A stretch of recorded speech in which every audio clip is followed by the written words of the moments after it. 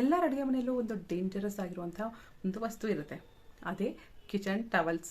ತುಂಬ ದಿನಗಳಿಂದ ಒಂದೇ ಬಟ್ಟೆನ ಒರೆಸ್ತಾ ಇರ್ತೀವಿ, ಅದನ್ನು ಎಷ್ಟು ಹೋಗಿದ್ರೂ ಸರಿಯಾಗಿ ಕ್ಲೀನ್ ಆಗ್ತಿರಲ್ಲ, ವಾಸನೆ ಬರ್ತಾ ಇರುತ್ತೆ, ತುಂಬ ಕಲೆಗಳಾಗ್ಬಿಟ್ಟಿರುತ್ತೆ. ಅದಕ್ಕೆ ಒಂದು ಒಳ್ಳೆಯ ಪರಿಷ್ಕಾರ ಅಂತಂದರೆ ಬ್ಯಾಂಬೋ ರಿಯೂಸಬಲ್ ಟವಲ್ಸ್ ಈ ಥರ ಬರುತ್ತೆ.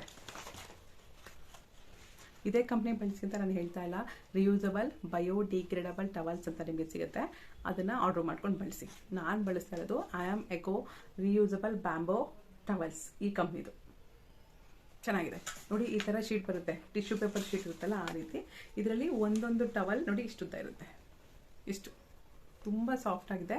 ಇದು ರಿಯೂಸಬಲ್, 100 ಸಲ ಬಳಸ್ಬೋದು, 100 ಸಲ ಒಗೆದು 100 ಸಲ ಬಳಸ್ಬೋದು.